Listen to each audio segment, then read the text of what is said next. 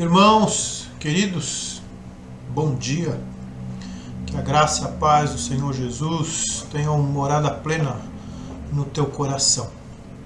Eu quero convidar você para esta manhã de estudos da Palavra de Deus, a louvar, engrandecer o nome do Senhor e a esta reflexão da palavra que nós vamos fazer. Quero convidá-lo com o Salmo 132, no versículo 7. Entremos na sua morada e adoremos ante o estrado dos seus pés. Vamos orar. Pai, nós nos reunimos ao redor da tua palavra nesta manhã para buscarmos orientações para os diversos grupos de pessoas que temos na igreja. Obrigado, Deus, pela beleza da igreja, pela diversidade, por esse organismo vivo, aberto a todas as pessoas. Dá-nos, ó Deus, cada vez mais pessoas, cada vez mais membros para participarem, para comporem a Igreja do Senhor Jesus. E que as orientações que vamos considerar na tua palavra nesta manhã sejam guardadas no nosso coração, Pai, a fim de que o nosso testemunho e a nossa vida com o Senhor sejam aprimorados, sejam acrescidos. Muito obrigado por esse momento, por esse tempo. Ensina-nos, ó Pai, a viver esse tempo e abrevia, Deus, a fim de que a tua igreja logo possa voltar a se ajuntar. Em nome de Jesus. Amém. Vamos cantar e eu quero desejar a você um bom estudo nessa manhã. Deus te abençoe.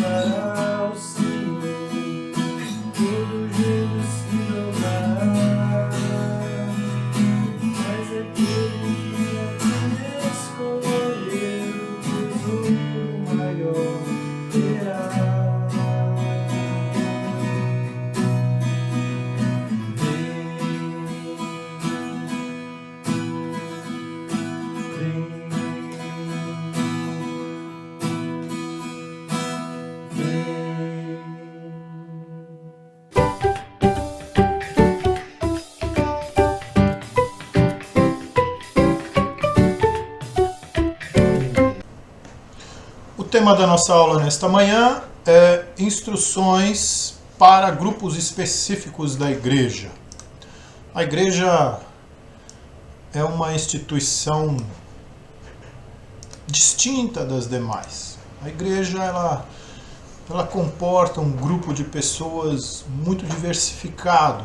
A igreja abraça as pessoas, sejam elas de qualquer idade, sejam elas de qualquer classe social, sejam elas de qualquer etnia. A igreja ela tem essa prerrogativa, a igreja tem o fundamento do amor, então torna-se um organismo vivo, rico em diversidade.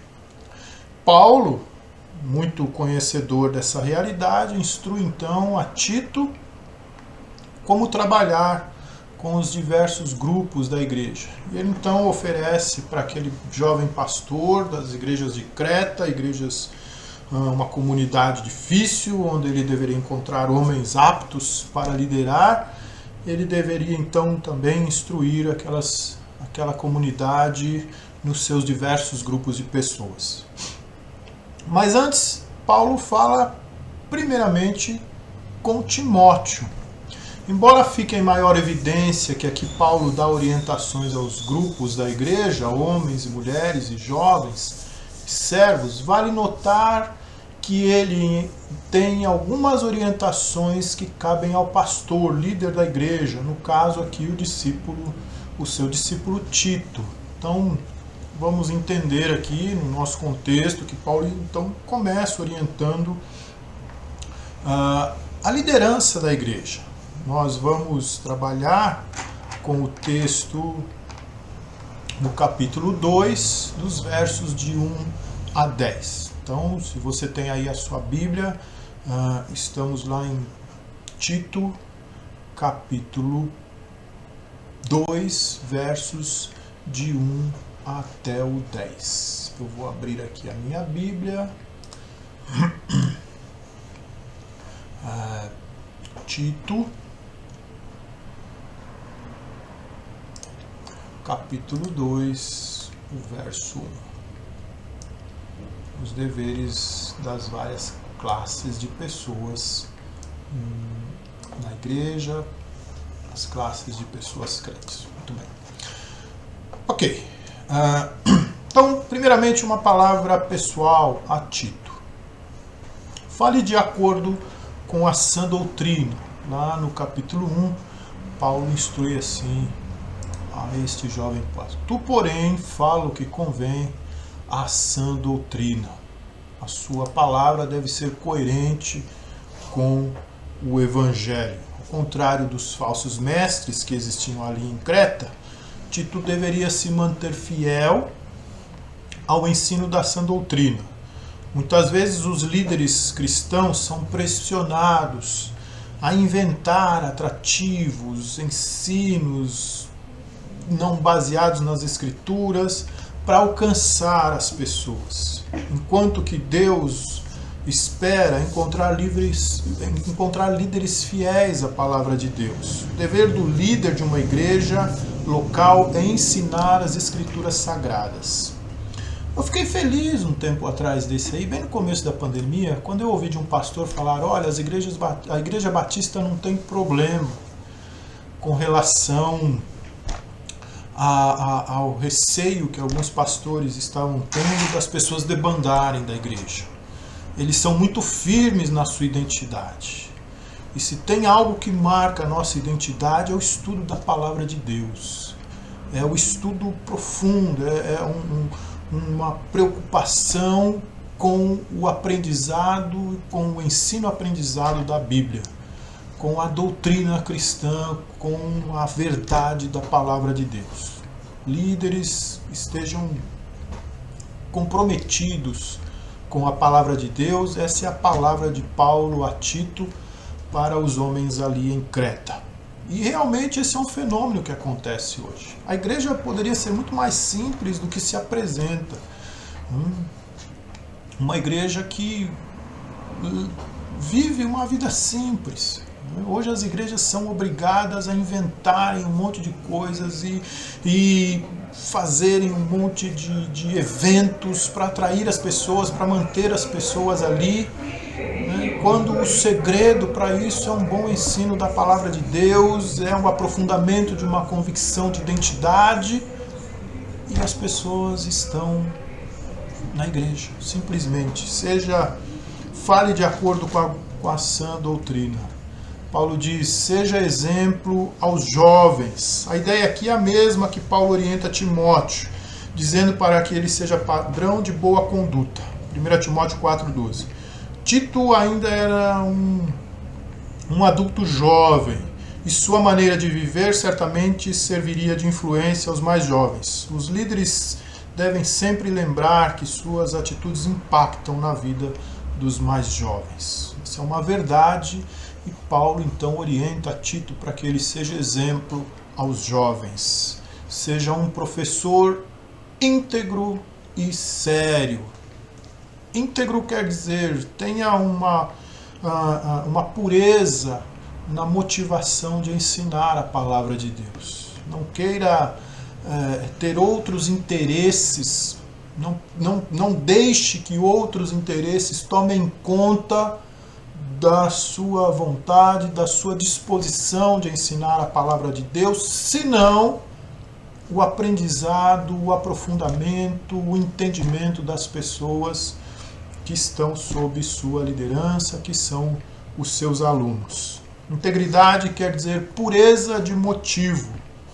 No contexto aqui, mostra a ausência de desejo de qualquer outro tipo de ganho com o ensino da palavra, senão a transformação que ela pode provocar na vida das pessoas.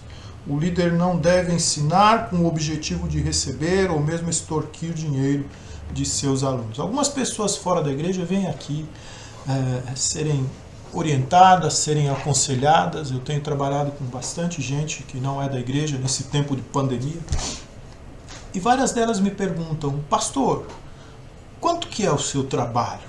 Quanto que nós vamos pagar pelo que você está fazendo? Eu falo, você não me deve nada, não. Você me deve o amor, e o resultado que isso tiver na tua vida, para mim já é de grande valia. A igreja, ela me sustenta, a igreja tem um salário para o pastor para ele fazer esse trabalho, fique tranquilo. Esse não é um trabalho meu, esse é um trabalho da igreja, e quem sustenta esse trabalho é a igreja. Um outro item que Paulo orienta Timóteo é para que ele seja um professor sério. Seriedade quer dizer reverência, demonstra alto tom moral e maneira séria. O líder precisa mostrar vida piedosa para que aquilo que ele ensina tenha autoridade. Essa seriedade é uma coerência daquilo que se ensina com aquilo que se vive. Então, integridade, o objetivo deve ser puro, deve ser verdadeiro. E seriedade, a coerência da vida com aquilo que se ensina. Ele diz, seja puro no falar, tenha uma linguagem sadia, conforme o evangelho apostólico. Puro, tanto na maneira como no conteúdo. O uso das palavras no momento em que está anunciando a palavra de Deus é muito importante para que o ouvinte perceba o temor do pregador. O cuidado de não poluir o ensino da palavra de Deus com nenhuma heresia é também uma tarefa que o pregador deve ter. Puro no falar, também demonstra aqui uma objetividade, uma verdade. Qual o objetivo em pregar a palavra de Deus? Qual é o que você quer alcançar com isso? A anunciação do evangelho, né? A vida das pessoas transformadas, a vida das pessoas impactadas pela verdade da palavra de Deus, a vida das pessoas entrando num processo de transformação conforme vai acontecendo a apreensão da palavra de Deus através do ensino. O ensino da palavra de Deus deve ser apreendido a ponto de transformar a vida, a ponto de gerar atitudes diferentes. Essa deve ser a pureza no nosso falar. Ter essa objetividade só e somente só. E para isso as palavras precisam ser bem escolhidas, os conteúdos precisam ser bem escolhidos, a criatividade e aquilo que Deus dá para a gente, para construir esses ensinos, para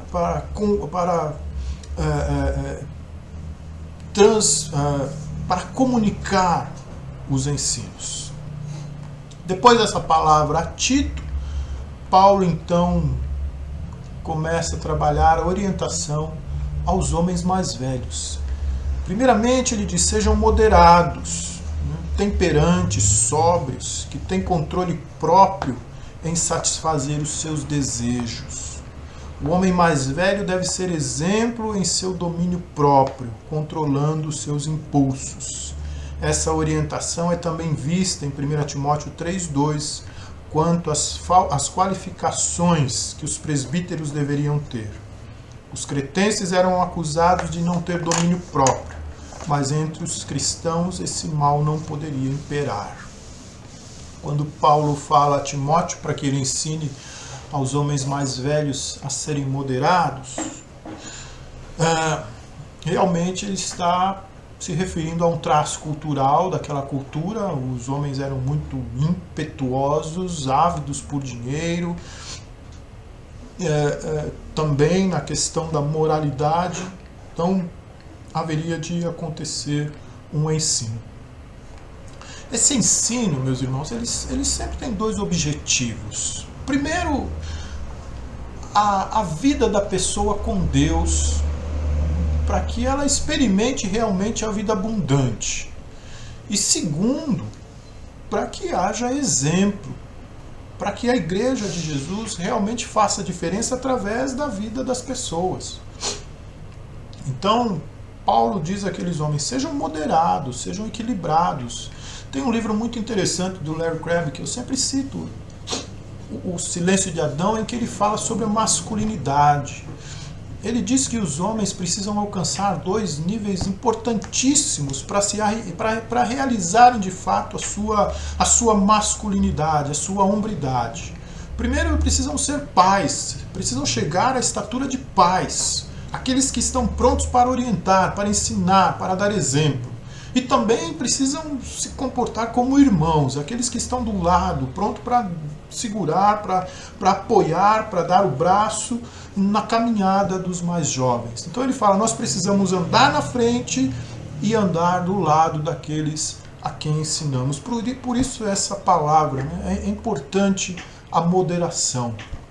Sejam dignos de respeito, façam jus ao respeito, sejam pessoas para quem se olha e fale, olha, aí tem um homem que nós podemos ouvir, aí tem um homem que nós podemos prestar atenção, aí tem um homem que tem conteúdo de vida para transmitir alguma coisa para nós. O termo grego pode ser traduzido por respeitáveis, sensáteis, dignos, sérios. O adjetivo abrange ao mesmo tempo o tempero interior e a postura exterior. O homem mais velho dentro da comunidade cristã deve ser exemplo também na sua lisura, ser verdadeiro. O respeito não deveria vir somente por causa da sua idade. Idade não quer dizer nada. Existem pessoas de idade extremamente infantilizadas. Mas o exemplo deveria sim, o respeito deveria vir sim, porque os demais cristãos podiam ver na vida dele o merecimento de tal respeito. A ideia é a coerência no que a pessoa fala e vive. Uma pessoa que aprendeu a mostrar com sua vida os princípios, as verdades da palavra de Deus. Sejam sensatos, equilibrados, disciplinados. Paulo está chamando a atenção que a disciplina dos mais velhos serve para orientar os mais novos e viver a vida cotidiana de maneira que agrada ao Senhor e testemunha aos incrédulos. E Sensatez é ter bom senso, meus irmãos, ter coerência, ter equilíbrio, não ser tendencioso para um lado, para o outro. Nós vivemos um tempo onde as pessoas são muito tendenciosas, né, pelos interesses, pelo meio social em que está, então defende coisas que não tem sentido, simplesmente por causa dos próprios interesses. A palavra de Deus nos chama a atenção disso. Paulo, nas pastorais, ele diz assim: porque Deus não nos tem dado espírito de covardia, mas de poder, amor e moderação, de bom senso, de equilíbrio. Isso que se pede de um homem amadurecido nos caminhos do Senhor. E ele diz: sejam sadios na fé, no amor e na perseverança. Essa tríade que encontramos em outros escritos de Paulo vem trazer para o conceito dessas orientações uma conotação estritamente cristã, pois é certo que as demais qualificações citadas podiam ser exigências de qualquer homem, idoso em Creta, mas fé, amor, perseverança saudáveis só se requer e se espera dos cristãos. Fé, seja sadio na fé, no amor e na perseverança, são 3 virtudes da fé cristã.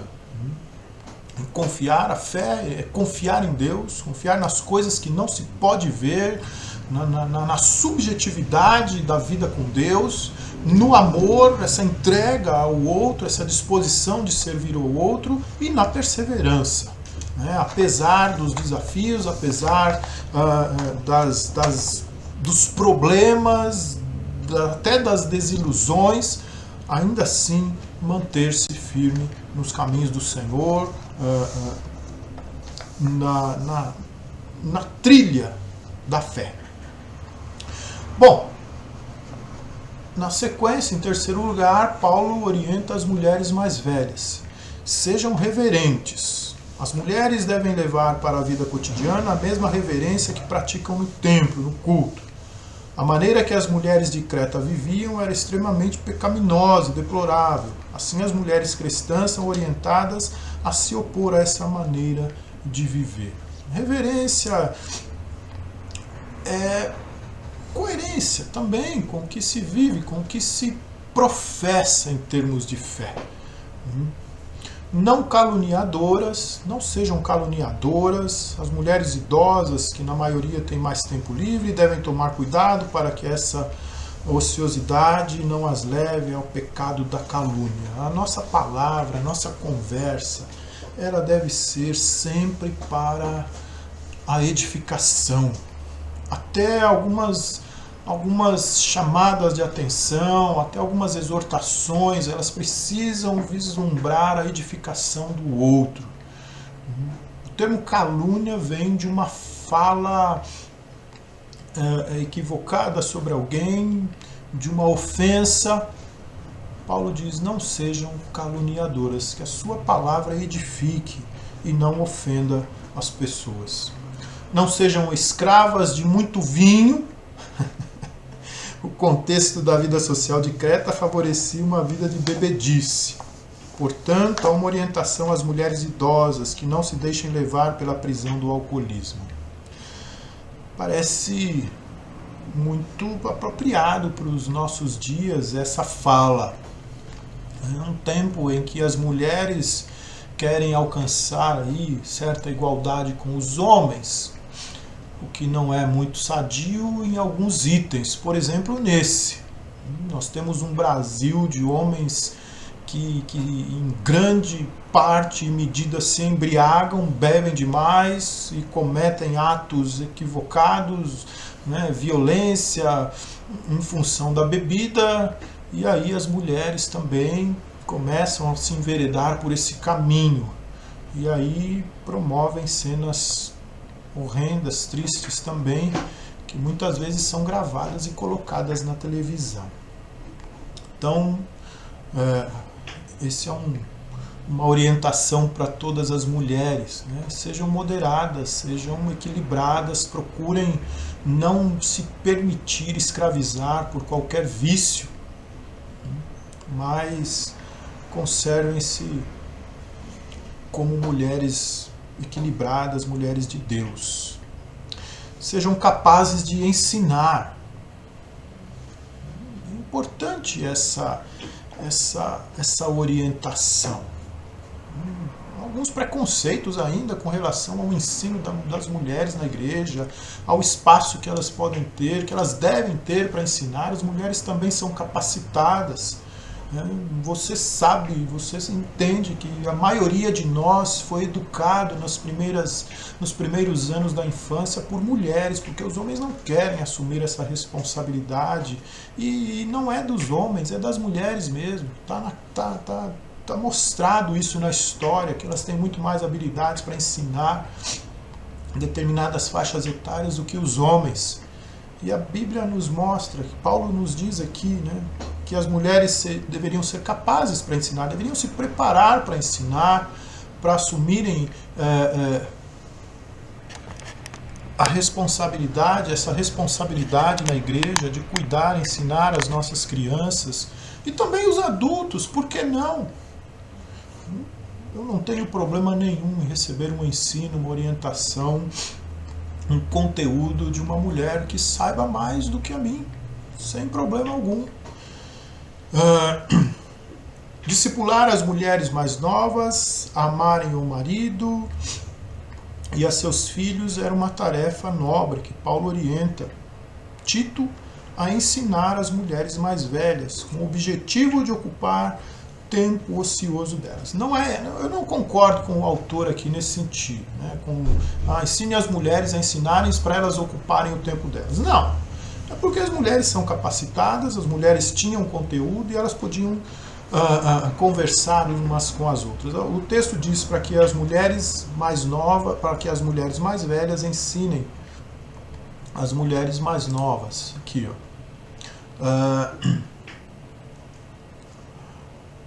Quanto às mulheres idosas, semelhantemente, que sejam sérias em seu proceder, não caluniadoras, não escravizadas a muito vinho, sejam mestras do bem. Veja, mestras quer dizer ensinem o bem, a fim de instruírem as jovens recém-casadas a amarem o marido e a seus filhos, a serem sensatas, honestas, boas donas de casa, bondosas, sujeitas ao marido, para que a palavra de Deus não seja difamada. Então, não vamos entrar no mérito da questão aqui, mas tem toda uma coerência desse ensino com que os homens também deveriam aprender em termos de relacionamento com a sua esposa. Mas o fato é que as mulheres podem ensinar, existe essa dinâmica dentro da igreja de Cristo, deve existir essa dinâmica. O próprio Paulo fala, exortem-se mutuamente, aconselhem-se mutuamente. Timóteo diz, olha, confessem os pecados uns aos outros, é preciso haver conversa, é preciso haver troca de experiências dentro da igreja, as pessoas precisam estar preparadas para ensinar e precisam estar preparadas para ouvir. Eu conversava com alguém aqui essa semana e o assunto girou em torno disso. Será que as pessoas estão preparadas para ouvir umas às outras dentro da igreja? E uma pessoa me disse assim, pastor, quando a gente conversa com alguém, a pessoa não quer ouvir a gente, ela quer falar que ela também passou por determinado problema e que ela resolveu assim, assim, assado, e que todo mundo passa. Mas a gente quer falar para ouvir outro tipo de resposta. Resposta de alguém que esteja preparado. E quem vai estar preparado para essa resposta? As pessoas vêm e abrem seus corações, contam os seus conflitos, as suas dificuldades, as suas histórias de vida, não para a gente julgar, não para a gente resolver o problema com alguns passos. Olha, 5 passos para você resolver o seu problema de casamento, seu problema com o filho. Não é assim. E nós precisamos nos treinar para isso. Inclusive, o próximo estudo que nós vamos fazer na escola dominical, nós vamos trabalhar esse conteúdo. Como nos treinar, como aprendermos a ouvir e a dar respostas coerentes e trazer uma palavra de consolo e fazer as pessoas abrirem a sua mente, o seu coração para os vários... para as possibilidades. Então cristãos sejam capazes de ensinar. As mulheres podem fazer isso também. Paulo diz para que elas se orientem entre elas no que diz respeito às experiências da vida. Depois, Paulo fala às mulheres casadas mais jovens. Amem o marido e a seus filhos. Dediquem-se a essas pessoas. Cumpram bem a sua tarefa nos relacionamentos de casa. Sejam prudentes e puras. Aquele ambiente de Creta era um ambiente perverso, um ambiente pesado em termos de moralidade. Então Paulo orienta essas mulheres, sejam prudentes e puras. Nós vivemos num ambiente assim, um ambiente que incita tanto homens como mulheres à traição, ao adultério, uma série de pecados que destroem família, que destroem os relacionamentos.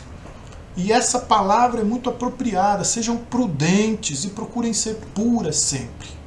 Cuidado com as incitações do nosso tempo, com as provocações, com as tentações do nosso tempo.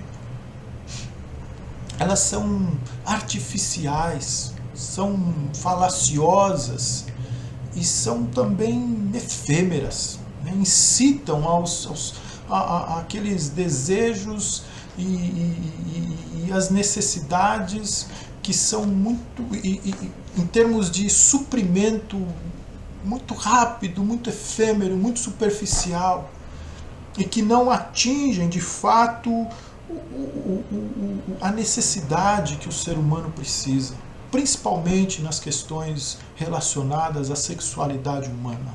No nosso tempo isso é muito presente. Então, sejam prudentes e puras nesse sentido. Sejam trabalhadoras, boas donas de casa, contribuindo aí com o papel que lhes cabe no seu relacionamento. Sejam bondosas, atendam os necessitados e, por fim, sujeitas ao marido no que diz respeito à submissão, a estar na mesma missão, o mesmo pensamento, o mesmo objetivo, o mesmo caminho sendo trilhado. É estranho quando um casal fala que, olha, minha esposa vai por um caminho, eu vou por outro, né?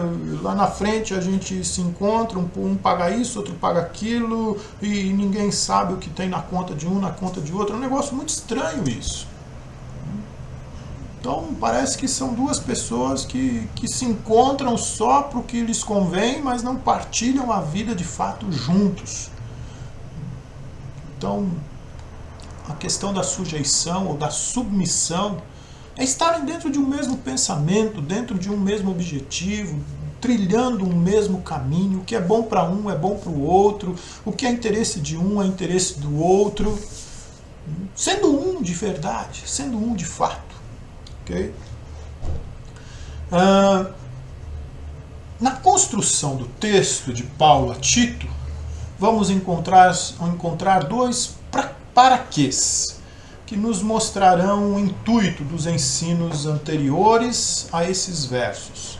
No primeiro paraquê, notamos que o objetivo é não difamar a palavra de Deus com o mau testemunho dos cristãos.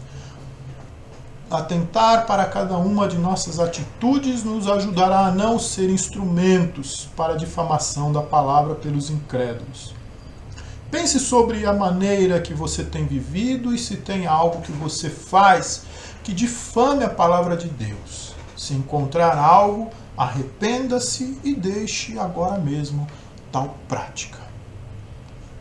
Essas lições têm esse objetivo. Nós olharmos para as nossas práticas, para o que estamos fazendo, e se pudermos aprimorar o nosso testemunho, é importante. Orientação aos jovens: sejam prudentes, sejam cuidadosos. Jovens, vem cá para mim, agosto, mês da juventude. Essa palavra deve ser ser muito forte no teu coração, na tua mente, diante das decisões que você vai tomar nesse momento da vida. Seja prudente. Esse é um momento muito decisivo na tua vida, a juventude. Qualquer decisão errada, qualquer erro que você cometer, ele pode ser tão grave que vai levar uma consequência para o resto da tua vida. Então seja muito prudente, pense bem, procure orientação, converse com seus pais, converse com pessoas amadurecidas, converse, abra o seu coração com pessoas com quem você pode falar, que não vão te julgar, que não vão ficar te dando um monte de lições de moral, que não vão ficar te condenando, mas sente com alguém, fale dos seus problemas, fale das suas dúvidas, a fim de que você use de prudência nas tuas decisões. Não saia por aí tomando decisões sozinho. Você ainda não está preparado para isso.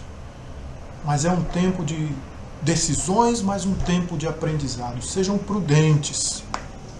O termo grego aqui significa autocontrole, ter a cabeça no lugar, ter toda a vida sob o controle da mente, ser criterioso, ser sensato. Os jovens deveriam exercer o domínio próprio, não se deixando levar pelo contexto libertino que existia em Creta. Também no mundo que vivemos hoje, existem tantos convites indevidos para os jovens. E eu digo a você, seja prudente, seja prudente. Seja realizadores de boas obras. Jovens, vocês são fortes, já venceram o maligno, diz assim a 1 João aos seus leitores. Os jovens deveriam compreender a importância das boas obras para o testemunho do Evangelho e praticá-las com o intuito de glorificar a Deus. Por fim, o segundo para quê que encontramos nos escritos do nosso estudo indica a necessidade de vigilância na forma de falar, pois se não zelarmos pelas nossas palavras, daremos armas àqueles que são nossos adversários. Por isso é necessário cuidado com o que sai da boca. Zele para que não usar palavras indevidas e, se for falar da palavra de Deus, veja que não fale heresias. Bom, por fim, orientação aos escravos. Sejam submissos aos seus senhores, cumpram bem a tarefa que você tem que cumprir, as tarefas que vocês tenham que cumprir, sejam agradáveis aos seus senhores, sejam educados e não sejam ladrões. Ou seja, Paulo orienta Tito para que ele ensine as pessoas da igreja que trabalham, que são servos, que façam isso com bom coração, para que os seus senhores sejam alcançados pelo testemunho de gente que anda com Deus. Ok? Muito bem. Cartas pastorais para hoje. Será que, como empregados, honramos o Evangelho de Jesus com nossas ações e posturas? Nosso comportamento cristão ajudará a mensagem do Evangelho a tornar-se atraente, nobre e evangelizadora, com o objetivo de ganhar os nossos empregadores, chefes para Cristo. Daí a objetividade desses ensinos de Paulo aos escravos. Primeiro, viver uma vida com Deus. Conhecer Deus através da lisura, da verdade, da prudência, da honestidade, da sinceridade consigo mesmo. Esse é um caminho muito importante para conhecermos a Deus, meus irmãos. Nós sermos verdadeiros naquilo que fazemos, naquilo que somos, naquilo que falamos. Sermos honestos nas nossas atribuições. Esse é um caminho importantíssimo para conhecermos bem ao Senhor. E o nosso autor conclui assim: É bom notar como Paulo orientou Tito a respeito dos vários grupos na igreja. Cada grupo tem seu papel no desenvolvimento do corpo de Cristo. É importante que cada um de nós cumpra os seus deveres para o bem da igreja toda. A igreja é uma comunidade terapêutica. Paulo orienta aos seus leitores lá em Colossenses: exortem-se mutuamente, aconselhem-se mutuamente, para haver essa troca de ensino, de experiências, de vida com Deus, a fim de que a maioria da igreja, a fim de que a igreja amadureça, a fim de que as pessoas se tornem bons testemunhos da pessoa de Jesus. Estão aí então as orientações para os diversos grupos de pessoas na igreja, primeiro para a liderança, depois para os homens mais velhos, para as mulheres mais velhas, para as mulheres casadas mais novas, para os jovens e para aqueles que estão na condição de trabalhadores, de empregados. Muito bem, essas orientações, embora Paulo direcione cada uma delas, ou várias delas, para diversos grupos, todas elas cabem para todos nós, como servos do Senhor Jesus.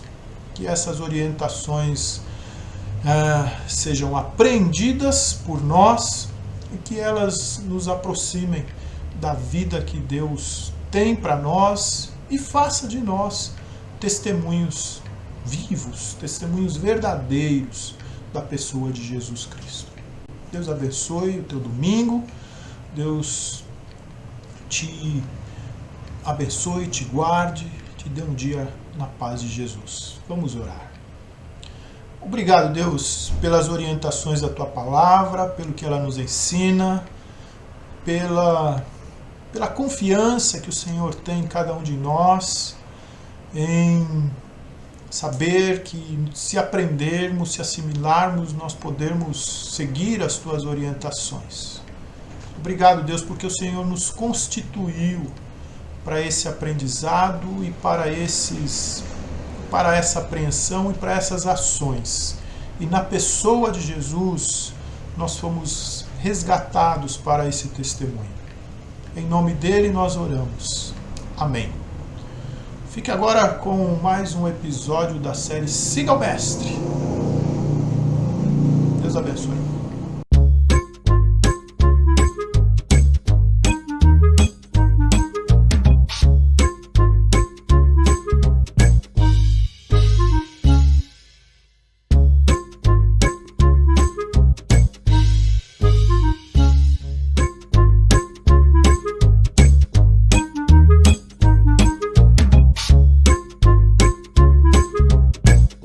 Oi, gente, tudo bem? E como é que vocês estão? A gente tá bem. E em casa. E isso é tão bom! Oi, Quinzinho. Oi, Tibério. Oi, Alfredo. Fredo, o que você veio fazer aqui hoje? Eu vim construir a história. Eba! E é assim que podemos essa história construir, ouvindo e obedecendo o que o mestre nos pedir. O mestre era muito sábio, era conhecimento de montão. Ele conhecia tudo, sabia até de construção. E construir uma casa, por mais simples que pareça, precisa de um bom alicerce, para que ela não pereça. Então, Jesus... Deixa eu ser Jesus! Tibério, você pode ser Jesus. Yes! Para construir a história de hoje, nós vamos precisar de uma rocha, nós vamos precisar de água, vamos precisar de areia e também, Tibério, vamos precisar de 2 casinhas bem pequenininhas assim. Perfeito!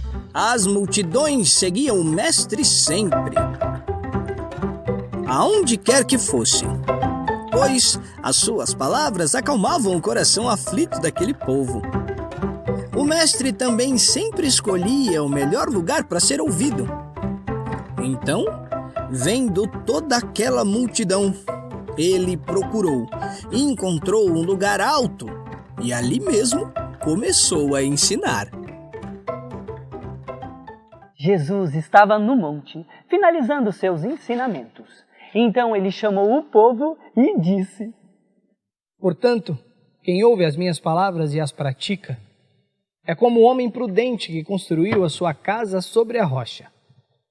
Veio a chuva, transbordaram os rios, o vento soprou contra ela e ela não caiu, porque o seu alicerce estava sobre a rocha.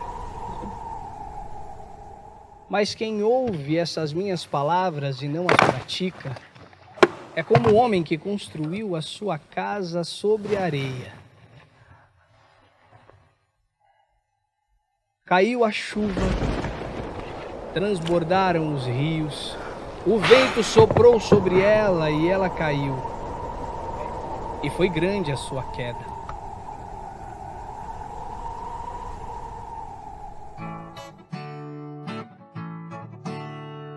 Duas casas foram construídas, uma sobre a rocha, outra na areia. Duas casas foram construídas, uma sobre a rocha, outra na areia. Quando a tempestade chegou, a da areia desabou, mas a da rocha triunfou. Duas casas foram construídas, uma sobre a rocha, outra na areia. Quando a tempestade chegou, a da areia desabou, mas a da rocha triunfou. Se você é assim também, firme em Cristo nosso bem, toda tempestade vencerá. Então, quando Jesus terminou de ensinar, as pessoas ficaram impressionadas com o jeito que ele ensinava. Que história incrível, Alfredo! Sábio é quem decide obedecer a Jesus e fazer tudo que o mestre mandar. Eu vou fazer tudo que o mestre mandar. E aí, vocês gostaram dessa história? Prometem que quando a gente se encontrar no Ibabe Criança, vocês contam pra gente o que acharam? Por favorzinho. É isso aí, gente. Até a próxima história. Tchau, pessoal! Duas casas foram construídas. Nossa, gente, a história de hoje foi incrível, não é verdade? Foi muito boa. Mas, Tibério, o Quinzinho, eu acho que... Esqueceu! Ele esqueceu. Quinzinho, você esqueceu de falar. O quê? O quê? O quê? O quê? O quê? O quê? O quê? O quê? O quê? O quê? O quê? O quê? O quê? O quê? O quê? O quê? O quê?